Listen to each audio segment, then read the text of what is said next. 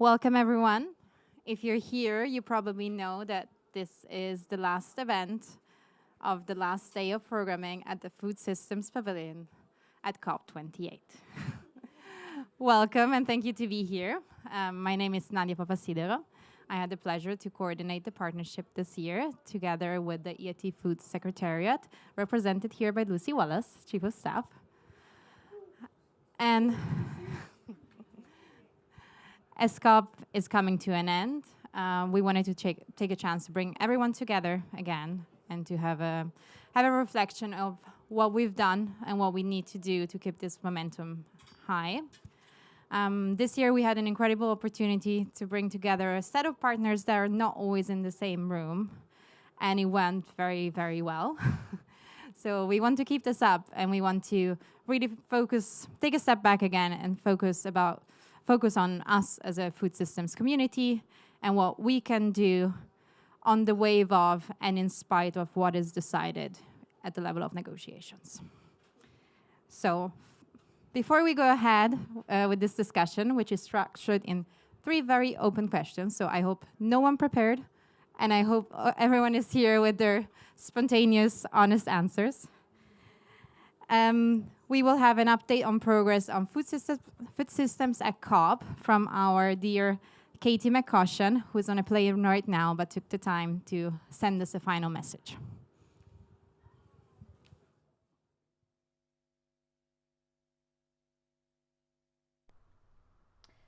Afternoon, everyone. It's Katie here from FOLU. I'm not going to pretend that I'm not in my hotel room because I clearly are, and I'm sorry not to be with you there for this celebration and this stock take on kind of where we are with food systems at COP on this last day. I'm going to start with a very live discussion. This is obviously filmed this morning, and I'm currently on a plane, hopefully with a gin and tonic and asleep, and I hope that everyone else can be soon. But there's a very live debate going on with the stock take and the global goal adaptation. I think we're almost there on adaptation. It seems like food systems is in the text or going to be in the text. And with the global stock take, everyone has really rallied to put it in the most relevant spaces in relation to sustainable agriculture, sustainable production, looking at both mitigation and adaptation. When we started talking about our policy asks a few months ago, this was one of the things that we kind of put at the forefront of something we wanted to achieve. And I think regardless of how this goes, it would be amazing if it was in there, but it's not the end. It's just the start of a journey for food systems in this UNFCCC process. And the thing we need to focus on most with is engagement with countries, is understanding, and is offering our support. But I just wanted to kind of reflect on that very live discussion. And this what I've just said may already be outdated, but I think one of the things we've really seen shine through is food in our community, and starting now to reach out to other communities. Yesterday in an event, many of us heard the Rwandan Minister of Agriculture make a call off script for food systems in the global stock take, and we've all rallied to kind of go to different governments to have those strategic conversations, to understand countries where they are and to really take that forward. So it would be exciting to see how that goes. Going back to kind of 10 days ago, I don't know if anyone can remember what happened, all the days merge into one, but looking across the 10 days that we've had, I think food systems really peaked and troughed, and I think that has been a really good thing. So we saw on the 1st of December the Emirates Declaration on Food launched. It was originally 134 countries. We heard yesterday now 152 countries have signed. So it just shows the kind of momentum that was building on food systems, A, to have that many countries sign up initially, and B, to have 18 more come forward over the course of the 2 weeks. Yesterday, kind of in the later trough, we also saw the Alliance of Food Systems Champions, ACF, and this is 5 countries, 3 co-chairing, Norway, Brazil and Sierra Leone, who are really kind of driving forward food systems within their governments and nationally as well. So if the declaration was raising the ceiling, then the alliance is raising the floor, and it's countries that are going to move fast, they're going to inspire others. And so we're really excited to see how that plays out in coordination with all the other food elements that we've seen going on. That's the kind of government side. We've also seen this huge network and ecosystem of non-state actors The non-state act call to action was launched yesterday, with 200 signatures. And I think they were keeping going, the momentum building, and that really drills down into kind of the transitions that need to happen, and it's a call for stakeholders to come forward to implement and take more meaningful action on food systems. And I think that goes hand in hand with the calls and the leadership from government. We don't work in silos, we all work in the food system, we all consume food, we all waste food, and it's really important to make sure that we can kind of bridge these gaps and look at partnerships, not just between stakeholders, but between disciplines and geographies as well. And on that, there are a couple of other food-related announcements that may not have got as much attention from our community because they weren't labelled food systems, but there were a lot of forest packages announcements. There was loss and damage commitments made at the start of the week, and there was also commitments to health and nutrition as well in the form of another declaration. So I'm feeling quite excited. I think everyone really came together. We've seen finance trickling in various areas as well, but obviously the focus now is on implementation and also where we can get the stock take to. And come January, when we all start thinking about Baku, we can have this conversation and continue this conversation from the start of the year with the pavilion and beyond the pavilion as well. And also just want to say thank you to everyone. It's been amazing to work with you for another year, to meet new colleagues, meet old colleagues, and just a special thanks to EIT team and Nadia as well for bringing us all together, and everyone for their energy. And we've really seen these policy outcomes come through. There's obviously always more to do, but yeah, as we go into this session, just to reflect on where we are at the state of play. Thanks.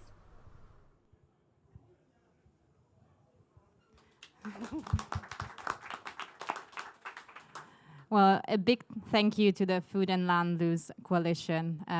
They're not represented here today, but they're very much part of this, and they've helped us bring food systems closer and closer to the negotiation. So we're very grateful for Katie and the entire team who's supported us so far.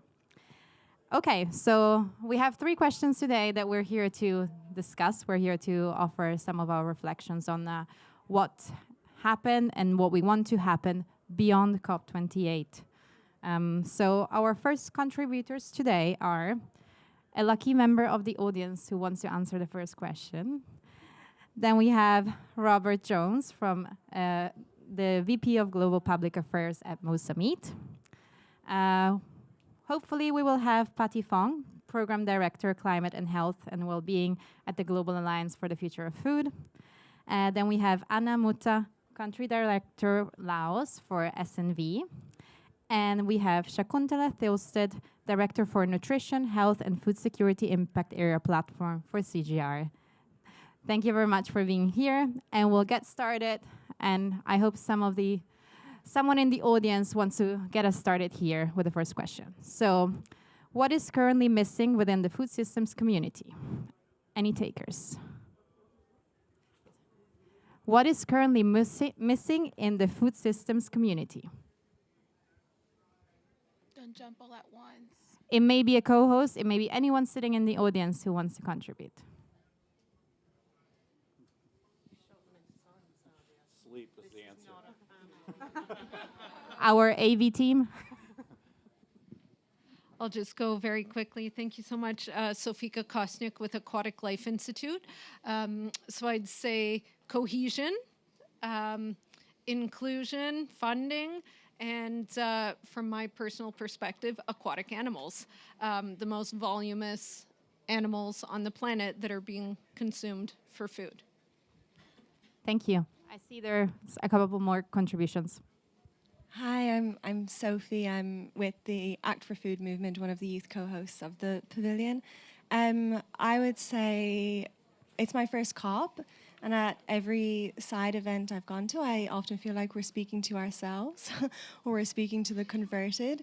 So I do a lot of work in nutrition, and I haven't seen many gender nutrition conversations. There's a huge gap in gender nutrition. But also there's a lack of conversation between energy and food and other sectors, such as the financing climate and food conversations. So that's what I feel like is missing for me. Thank you. And there was one final point here. Thank you so much. I just want to add the participatory planning, the involvement of community in planning. This first, finance, also awareness raising and inclusion in decision making. Thank you.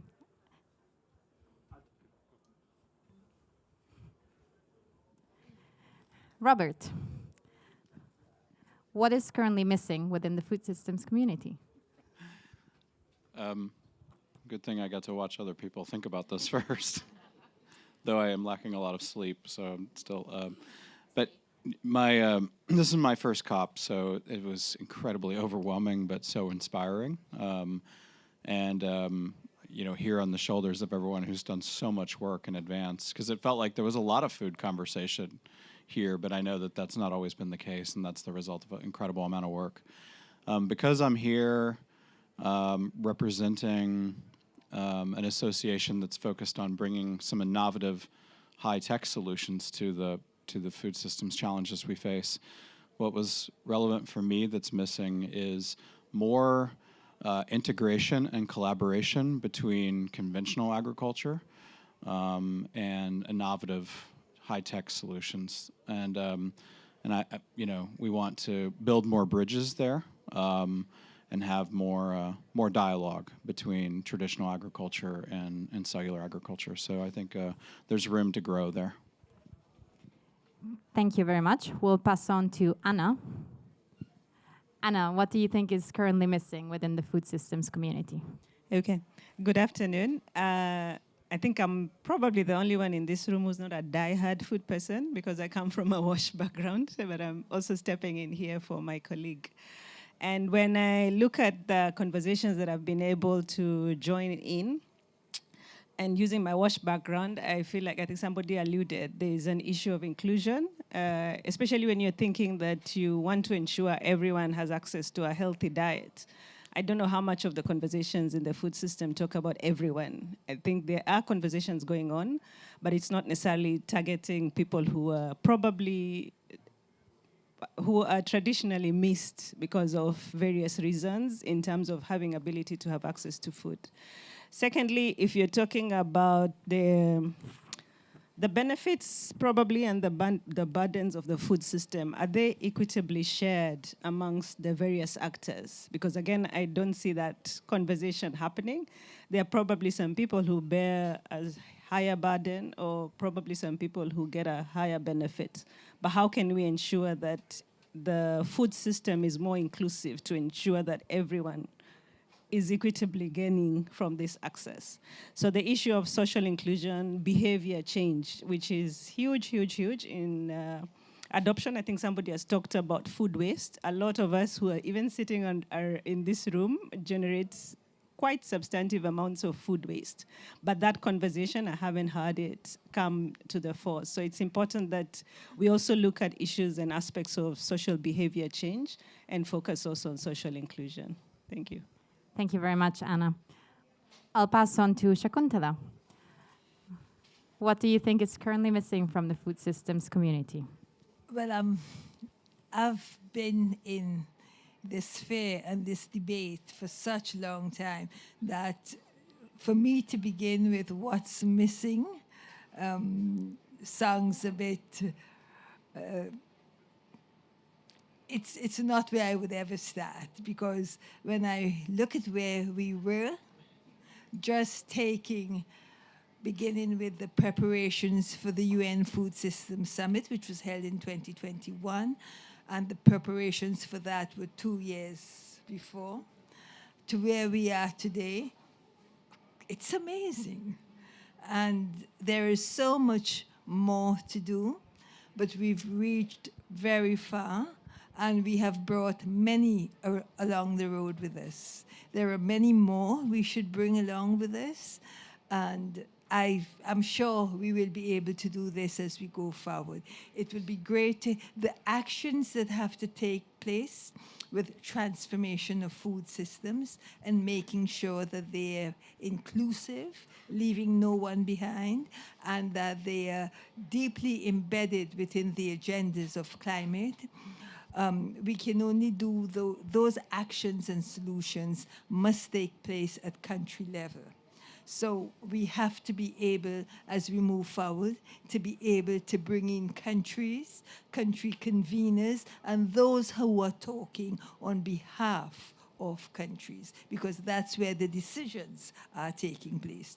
But at the same time, we have to ensure that the food systems debate takes into consideration all. It's very much people-centered and leaving no one behind. Thank you very much. Please don't be discouraged by this constructive start to the event. We're moving into a more positive vibe, but we really wanted to take, a snapshot of where we are at. And I agree with Shakuntala. We're doing well. We know we can do more, but it's good to just firstly look at a little bit with a critical mind. Is there anyone in the audience who would like to comment on this more constructive element before we move on to what is going well?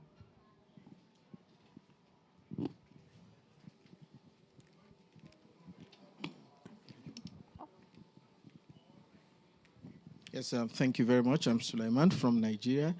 I like to look at two things. One is, and I think you alluded to it, we're talking high-tech food production, but we're also talking about the affairs of people who, for instance, keep few animals for survival and as a culture. I think the bridge is yet to be, the gap is yet to be bridged between that extent of conversation. It's look almost like that's divide between the North and the South. When we're talking, can we have synthetic, high-tech food production? And we are looking at people who have to do things every day just to survive. So that gap needs to be bridged.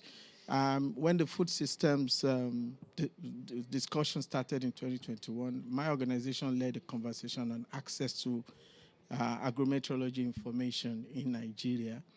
And I'm talking Nigeria now. We're still far from that reality. Yes, there's a lot of mouthing around, access to climate information for the farmers is important. But after each harvesting season, you still see that the production is low.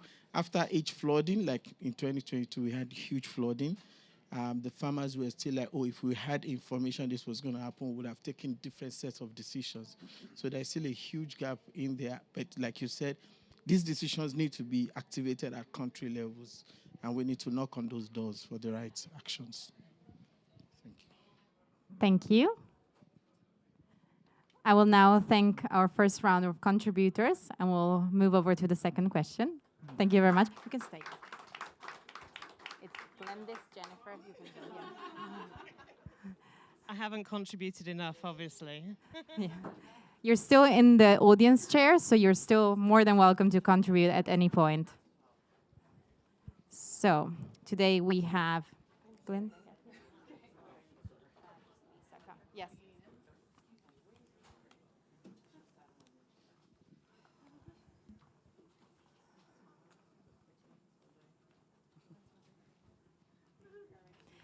So we'll start again from the audience.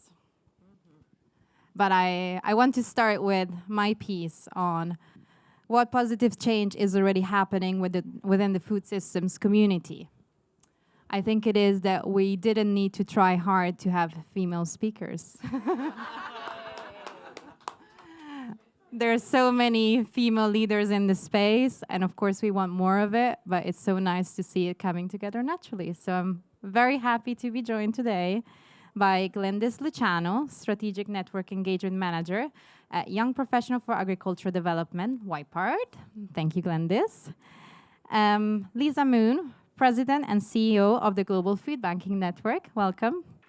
Jennifer Chow, Senior Director, Climate Resilient Food Systems at EDF. And Lucy, who's staying through. I'm here for the long haul, believe me. Lucy Wallace, Chief of Staff at EIT Food. So, to the audience, what positive change is already happening within the food systems community? I'll pick on someone if you don't. Hi there, Deepa Senapathy from the University of Reading in the UK. from a sort of research and scientist perspective, I think it's really encouraging to see the cross-cutting conversations that are happening across sectors. So researchers, practitioners, policymakers, on-ground extension workers, the community-based volunteers, all of them coming together with a shared purpose. And I think that's a very positive and encouraging sign. And the more we can foster that, the better it would be for food systems moving forward. Thank you very much. Thank you again. For us in Sudan, it is a learning process for us. From the start of the initiative for food system transformation, we get a lot of information, a lot of experiences from other countries, and we strengthen the coordination at regional and global level. In the past, all these issues, and then the gender focus is becoming more enlarged and enlarged. Thank you. Thank you very much. So we'll start with Glendis. What positive change is already happening within the food systems community? All right, I was asked to give a youth perspective, so I will start from there, and then we'll see what happens after that. So yeah, as you mentioned, Nadia, I'm with the Young Professionals for Agriculture Development and also part of the youth co-host for the Food Systems Pavilion. From COP28 perspective, this is my third COP already, so I call myself a newbie, not a veteran, still a newbie. But just in these 3 years, we have seen that youth have been included more and more, that we've been able to take up more space, and that has been really through the support of allies, of seeing the importance of young people, not just young people, but also farmers, women, and whatnot, and indigenous peoples. And so just to give you like a quick anecdote, my friend recently said, she was like, I feel like we were missing more energy in Youth Day. And she was like, but I felt like every day has been Youth Day. So, and I was like, that's exactly what we need to get to the point where we don't need to have a specific day dedicated because we have been mainstreamed already to the conversations. Between the Food Systems Pavilion and the Food for Climate Pavilion, we have seen youth in almost every panel, and not just the panels, because this is not the most important part really, but in the decision making even of how these programs were being structured and keeping in mind all of these points. And so what I would like to see more of is, as we move beyond this space as well, is that we start to think about young people in marginalized groups in ways where they're just structurally included in everything that you're doing, in initiatives and projects and financing, not as benefactors, but as partners, right? And then if I think of another positive change within the youth community that's working on food specifically, we have started to see that our global advocacy work has now been able to gain the attention of governments as well. If I see from the UNFSS in 2021, which YPART was also involved in, along with Act for Food and other of our youth colleagues that are part of the youth co-host, we have been able to see that because our global advocacy has been able to bring youth to the forefront of the discussions, now governments have wanted to collaborate with us at the local level, which is important, right? We're not seen as just producers, just as labor, but also as people that can make decisions within food systems as well. Thank you very much, Glendis. We think a lot of this as part of the Food Systems Pavilion also to Lucy's vision to have youth and farmers as part of the governance structure of the Food System Pavilion and not to be just giving a day or a chance to have events. So I see this happening, and of course we want to see it, we want to normalize it. And next up, Lisa, what positive change is already happening within the food systems community? So I've learned a lot at this COP, and I've been very encouraged simply because I think that there's a real convergence between some of the other agendas that are happening at the UN Food Systems Summit. Of course, I come from more of a humanitarian background, and I think there's a lot of centrality in these discussions about how we need to do these transitions within food systems, but that people are at the center. And so I'm very fortunate to serve a network of 50 grassroots organizations across 50 countries that are are daily recovering surplus food and redistributing it to people in need, serving about 32 million people facing hunger a year.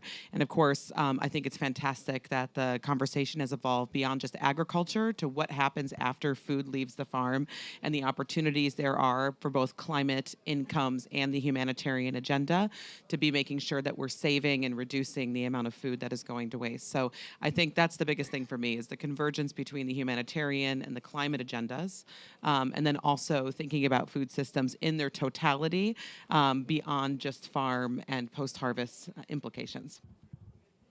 Thank you, Lisa. Passing on to Jennifer. What positive change is already happening within the food systems community? Thanks. I was joking to Nadia that I was going to have my prepared remarks here. There are no prepared remarks. I think, so, you know, behind the scenes to build a community, there's always some disagreements, some building of relationships. I mean, frankly, this is what we did last year with the very beginning of the Food Systems Pavilion. And so we quickly forget, but we seem to be one happy family now. And it doesn't always start that way. And I just, you know, the food climate community is still pretty nascent, I believe. So from a hopeful perspective, I think, you know, people have referenced the UN Food Systems Summit. Those of us who've been in the food and international development world for a long time, I think Shakuntala has referenced this, you know, feel that this work has been going on quite a while. At the same time, food in COP and in the climate discussions as a joined up community is quite new. And so it's still been quite messy trying to figure out, yes, of course, we all have our own agendas in many ways.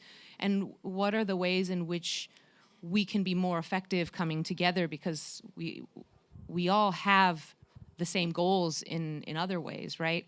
And so that's a process. And I think this year, you know, even just this food systems WhatsApp chain that Oliver Camp led is amazing. Over 700 people, we've all been really powerful together on it. And I would like to think that we are actually affecting negotiations through that. But even more importantly, I think as the first panel referenced, you know, as a non-state actors group, we have our own power that I think we're coming into by being more coordinated, whether it's through a WhatsApp group or otherwise. But I think also just this Building 89 too is something, you know, that we also didn't have. Even last year, I think there were groups who didn't necessarily want to be co-located, and it's just a totally different feel now. So that's, yeah. Thank you, Jennifer. Lucy, would you like to add to this? Yeah, I mean, I'd echo everything that's been said on this panel, although I just want to disagree with you there, Nadia, when you said that it was a vision of mine. It wasn't a vision of mine. It was something that actually I spent time speaking to different people, and I spent time listening to different people, like the youth-led organisations, like the farmer-led organisations, and I asked them what we could do as a community to enable them. So I took on board what they'd said, and then I've played that back into this community here, and we've collectively agreed on a way forward. I think the difference between last year, where none of us really knew what we were doing, and Climate were absolutely amazing in trying to bring us together and sort of coordinate us all, and this year is we all feel a little bit more like we know what's going on, and we haven't forced any relationships. What we've done is we've slowly built trust together. We've given people the autonomy to say, you know, to have their own, you know, the food system's diverse. We can't just say, oh, we've got one way of doing food, of producing food, of sharing food, of eating food. I think we've celebrated diversity within this whole space here. So not just in the Food Systems Pavilion, but Food for Climate, who are our wonderful partners over there, but also our recent partners, Future Economy Forum over there. We've come together in this hashtag Action on Food Hub, which has really, really helped to catalyse the changes that we need. We've listened to each other, we've respected each other, and we have slowly come to a way forward. We recognise that we've all got that same goal, and that is really, really key. And we've also recognised that there is diversity in how we get there. And that gives me a huge amount of hope. And, just referencing that wonderful WhatsApp group, which I've had to mute because there are so many things on it. It just goes to show that the food community at COP is growing, and we're accepting, and we are acting for change together. And that has a huge influence on the non-state party action here at COP and beyond. The conversations which have been going on out there in this space that we've created together are absolute gold. I mean, I've had such amazing human connections with people, which are then going to influence my practice, what I do. I've connected other people together. I've come up with new projects. There's so much collaboration and so much action. It's not just talking. And this gives me real hope. And I'm so proud of everybody who's involved with all of this. And I think we need to be proud of ourselves. We need to give ourselves a pat on the back, rest for Christmas, and then we need to come back with action in the new year. Thank you very much. Bouncing back to the audience and our other co-hosts, is there any comment to this? Are you feeling positive? Someone's feeling positive. Ben. Thank you. Coming from a cause perspective, I think the first positive change that I see is right there in the title. It comes with nourishing change. I think we haven't shifted the conversation into nourishing up until very recently. So with that, huge congratulations to EIT Food to lead us to do this. The other positive change that I really see is that how we all really put up a front to tackle very interesting conversations, sometimes conversations that we don't like to address. There's still room for us to improve, so hopefully we bring that in next year. Thank you. Thank you very much. Okay, I'm ready to thank this round of contributors. Thank you, Jennifer, Glendis, and Lisa. And I'm welcoming Danush, Lucas, Amanda, and Sunita.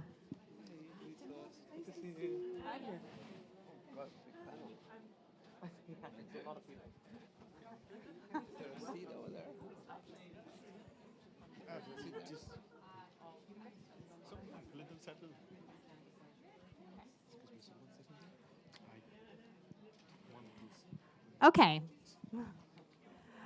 Final part, wrapping up. Today we're joined by Amanda Cody, Chief of Staff at the IKEA Foundation.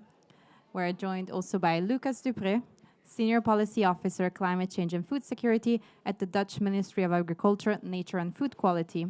Sunita Ramani, Account Manager at Greenhouse Communications. Danush Dinesh, Founder of Climate. And Lucy Wallace, Chief of Staff at EIT Food.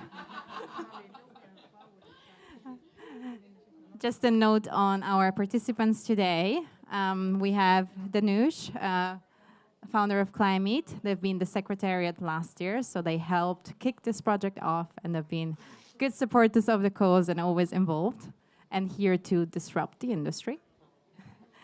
We have Lucas Dupré representing the Dutch Ministry of Agriculture, Nature and Food Quality, who are a big sponsor of this pavilion, and they're always happy to have our back. So great to have you. And we also have Amanda Cody representing the IKEA Foundation, but also more broadly, the Global Alliance of Future of Food and the MACTO Foundations, who've also been big supporters of us joining on this year. And finally, we have Sunita representing Greenhouse Communications, which is helping us let the world know what we're doing through our media engagement and all the amazing work that they do. So we're very much joined by our enablers and supporters, and happy to bring the first question to you, but we will have a lucky member of the audience who wants to tell us how we connect the dots and how we go from where we are to where we want to be.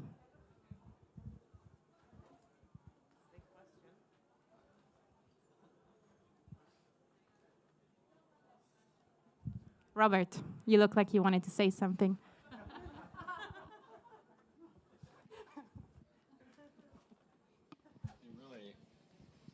Can you repeat the question? how do we connect the dots and how do we go from where we are to where we want to be as a food systems community? I really You get some sleep. Yeah, I really don't have a lot to say. I'm so tired. I mean, I think for my action plan is to take as many notes about everything I've observed in the last 2 weeks and all the conversations I've had, and come back to those in about a week. Because I learned so much here. I saw a few places where I think we could make a stronger contribution in the future, and relationships that I want to build. So that's my personal action plan about connecting the dots. And then I think we all have a conversation about what does this look like in the future? It was great that we had Building 89 and everyone in one place. Is there more room for bringing all of the food system or food-related pavilions together in order to really level up next year? I don't want to get ahead of myself, but yeah. Thank you very much. I'll pass it on to our contributors for today. So how do we connect the dots? How do we go from where we are in Building 89 to where we want to be? Amanda. Thank you. So I'm going to try and answer that question that nobody else here wanted to answer from a philanthropic point of view, and just mention a couple of the things that I think are important for us. But first of all, I would just like to echo what others have said about the amazing work that people here have been doing and that this community have done. I think one of the key roles that philanthropy can play is convening, and playing that role in bringing people together and making sure that we have all of the voices around the table that we need to move things forward, and that's essential in food systems transformation. To see that playing out here this last 2 weeks has been amazing. It's been a bit of a roller coaster to follow on the app as well. I unfortunately was too addicted to mute it, but I've been reading with great interest, and it really has been an amazing ride. And the energy and determination that everyone has put into keeping things moving forward is really encouraging. So I think this is a role that philanthropy can keep playing in enabling and supporting different people to convene and getting the right stakeholders around the table. It's only the second year of the Food Systems Pavilion. It is amazing to see how far it's come in just that time. So yeah, let's keep that going. I think the second thing is as a catalyst. So we talk about the amount of resource it's going to take to make these changes. We keep talking about finance. What philanthropy can do is act as a catalyzer for other funding. So we can go in there, we can de-risk programs, we can experiment and try to demonstrate what's working and flooding others. So hopefully we can then bring in and unlock finance from other sources like governments and international finance institutions. And also, not forgetting the private sector. So I think one thing that we need to do more is get more of these private sector voices in and bring in more of that public funding into this area. So I think the big challenge there for philanthropy is to make that happen, to use our money wisely to make sure that the funding and the innovation flows to the people that need it most. And I think finally it's advocacy, and I think there's a big shout out here for the recently published Global Alliance for the Future of Food publication, Cultivating Change. We need, as philanthropy, to speak out loudly, to share our voice on what actually needs to happen, and to try and align people and gather people so that we create that movement in the direction that we all need things to go. So I think in terms of connecting the dots, there's work to be done there for philanthropy, but the role is clear. And we're very much committed to doing what we can in that space. Thank you very much, Amanda, and thank you very much for the invaluable support. Lucas, I'm passing on to you. How do we connect the dots, and how do we go from where we are to where we want to be? Yeah, thank you, Nadia. Thank you all for being here. I speak from a government perspective. I work at the Dutch Ministry of Agriculture, Nature and Food Quality. And I've been here also part of the negotiation team on behalf of the Netherlands doing the negotiations on agriculture and food, basically. It's disappointing, I would say. We couldn't reach an agreement here on how we would like to continue. Our role would have been, I would say, to recommend to others outside of this arena how we can improve and stimulate more climate action in agriculture and food. But due to disagreement, we couldn't reach a final agreement. So that's a pity. And we're still struggling, as we heard before, also about the GST tax and to get the right wording in there so that climate action will happen more. But at the same time, I think we shouldn't wait for what happens here. International organizations, financial institutions, but also specifically national governments themselves can and should already take action, and they already do in some point, but it should also be more. So I think we shouldn't wait for what happens here. We should just start doing it and continue to do it. There is definitely a role for the government. I think, first of all, government should take a lead within their countries to set the ambition and to bring everyone on the table to make this change happen. I think they are the ones who should create an ecosystem where private sector, research institutes, financial institutes, civil society, etc., can all participate and take their own responsibility, which then is a logical follow-up. Also, they then have to take the responsibility to act. This is important. I think a second point I would like to make is that we should also look, if we look what happens here, we should raise ambition. Crucial, very important. At the same time, we shouldn't forget that when we come back home, we should also deliver, and we should get the constituencies we have back home, we should get them along. I think it's also one of the things we see. We have high ambitions and high goals here, but we are currently not realizing them. And I think one of the issues there is that our constituencies back home might not back it up. So you have a difficult story back home when you come back with a high ambition. So therefore, I think it's crucial that we do something about communication and also trying to explain and get people on board of this change. And a third and final point I would like to make is also that we do this in a just way. So the just transition is a very vital point. I think we should move to new ways of producing and consuming food, for example, into the protein transition. I think cellular agriculture, we've heard a lot here about this in this pavilion, and I would like to use it as an example. That is one way we have to move to and try to innovate more and do research and go in that direction. At the same time, we shouldn't forget that other stakeholders should also be heard, and we should also be there for them to help them to move this transition so that they are not left behind. So I think that's also a task also for the government to do there. I would like to leave it there. Thank you.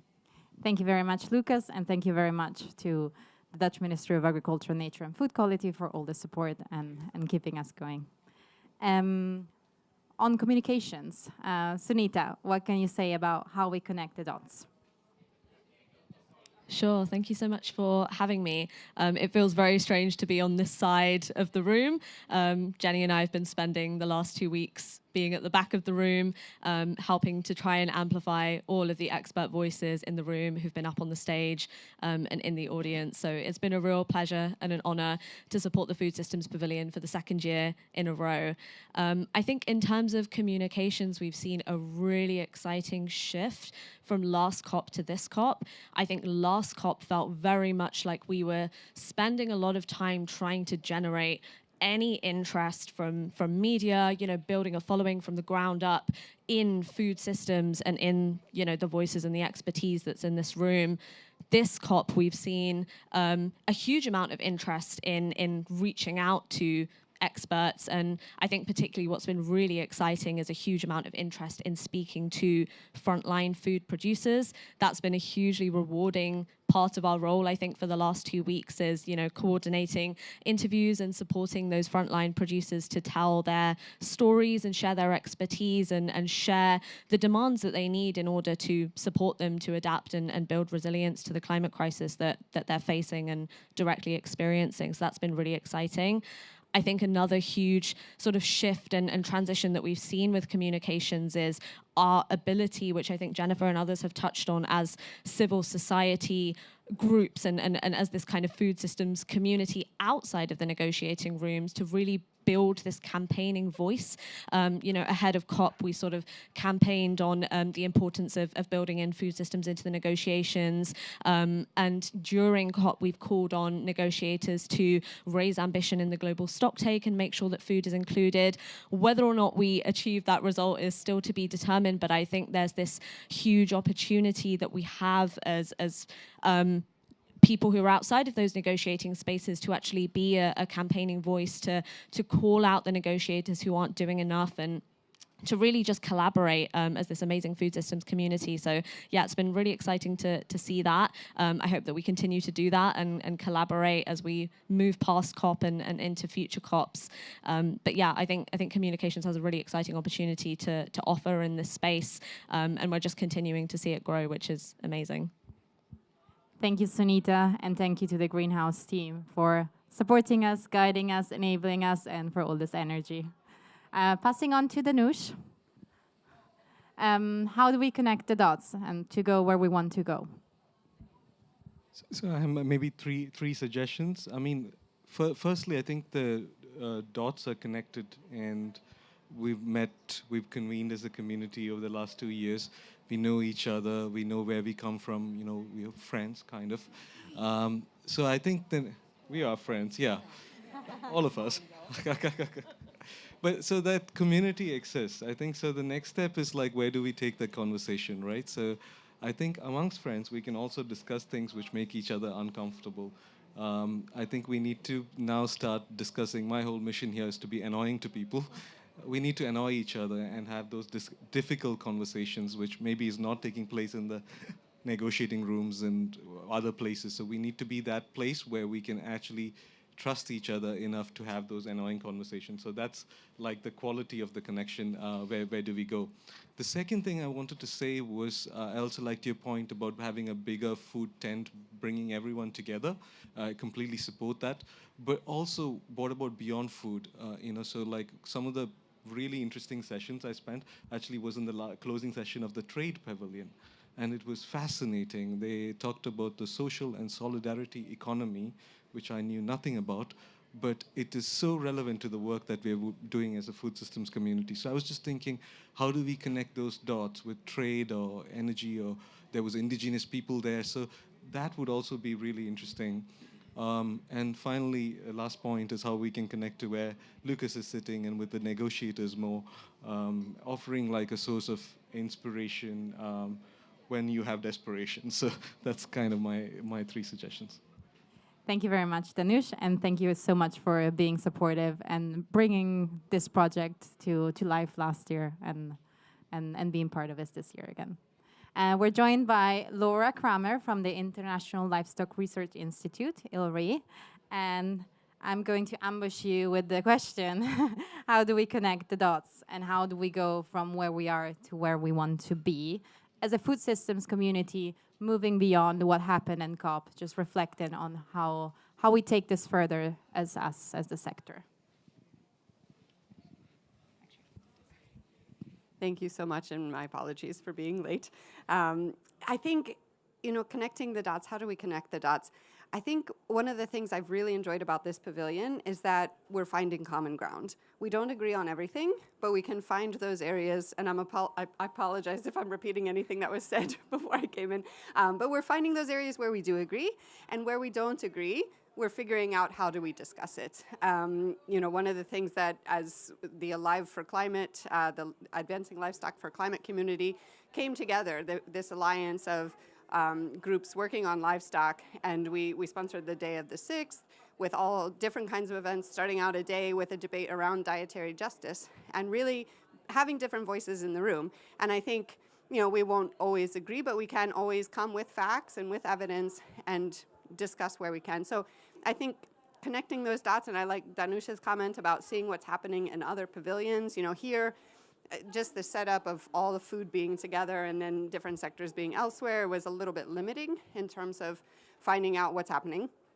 in the other sectors, but where we can, kind of connecting to other sectors where it makes sense, and then connecting with each other where we have those commonalities, finding out how we can work together, and where we don't agree, how we can discuss them and how we can connect with negotiators. I like that point as well, because I did spend some of the COP over in the negotiating space, and they sometimes aren't needing evidence, they're needing support to find common ground themselves where they're not agreeing. But I think, as a food systems community, we're doing that work to kind of connect those dots and find out how we can move the conversation forward and how we can all take action on the areas we're passionate about, and work together where we find those commonalities. Thanks.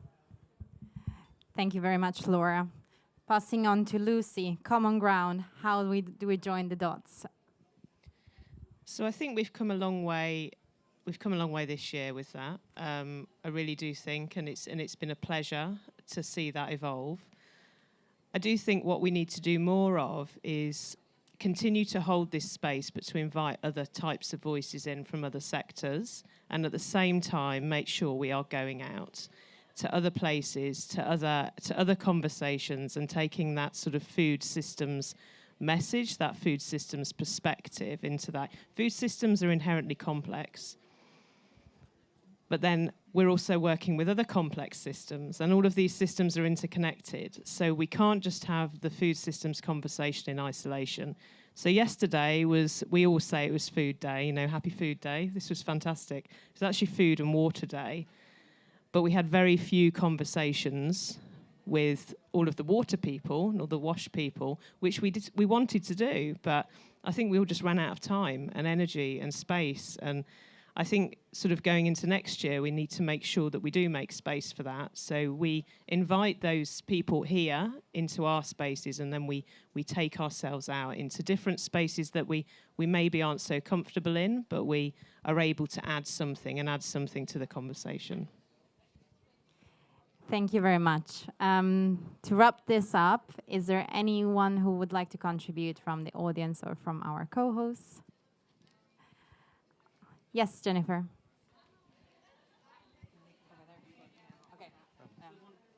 Yeah.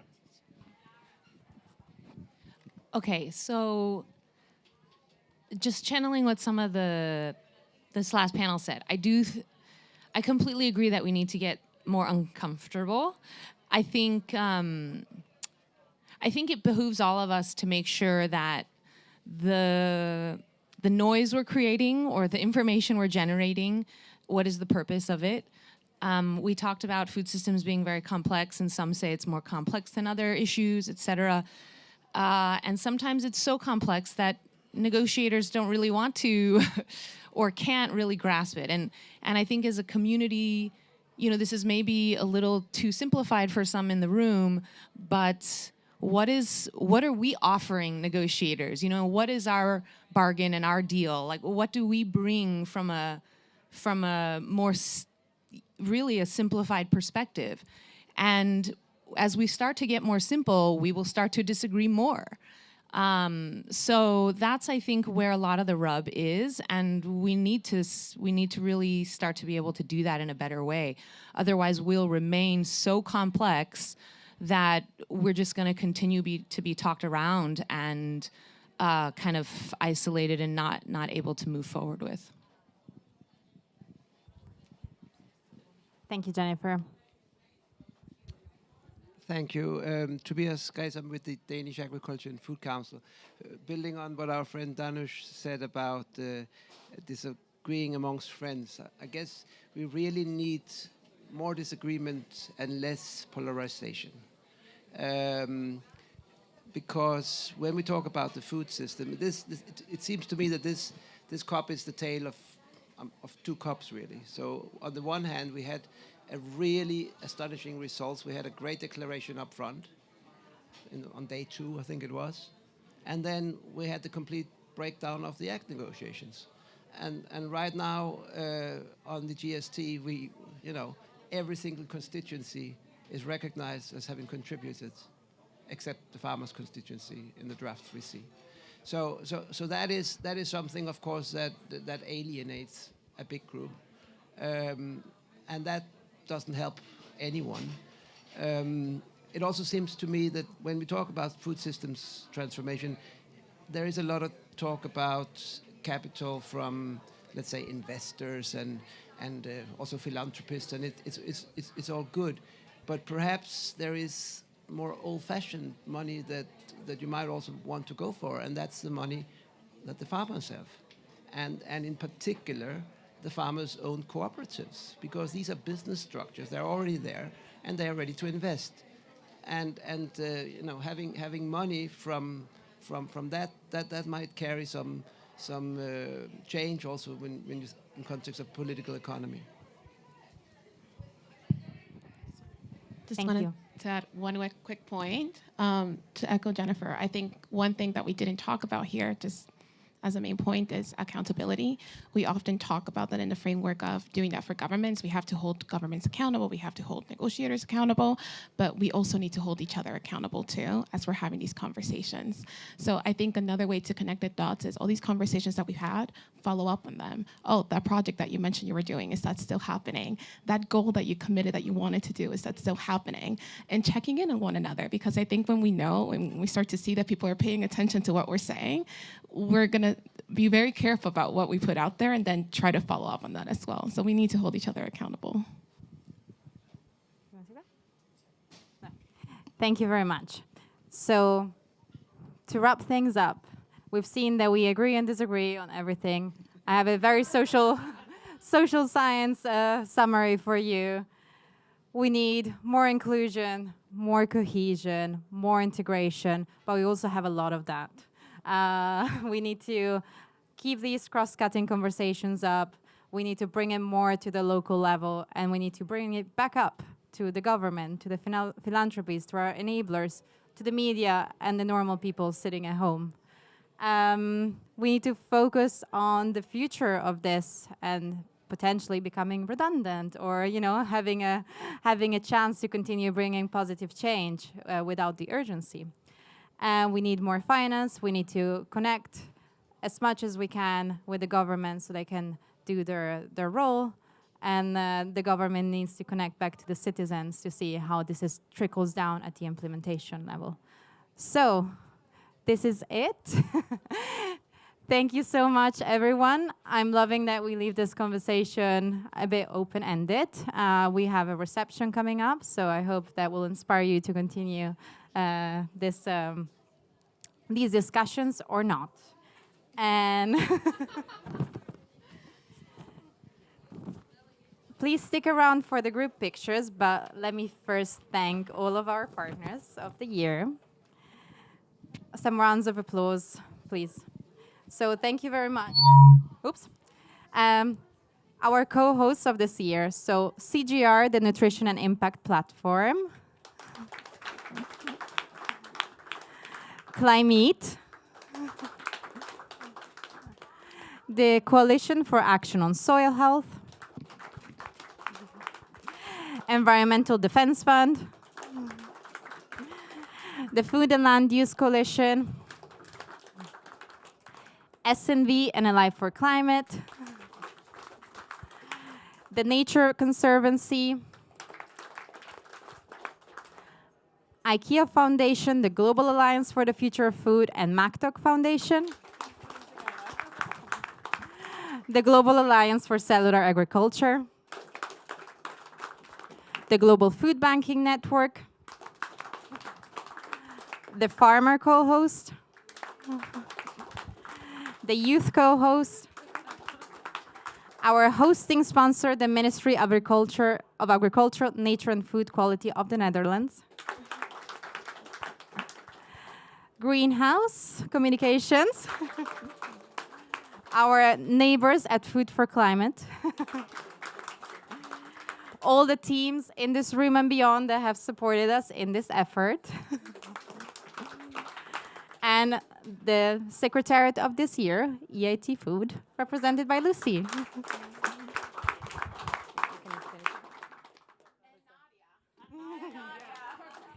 And Nadia, for everyone at home. I was going to say Nadia. I don't know if this is on anymore. And Nadia, for everyone at home, who's done an awful lot of the, she's managed all the logistics around all of this. She's done the project management. It's obviously been a very big job, and we're very, very grateful for her, or to her, for bringing us all together and doing that. So thank you, Nadia. My pleasure. Thank you.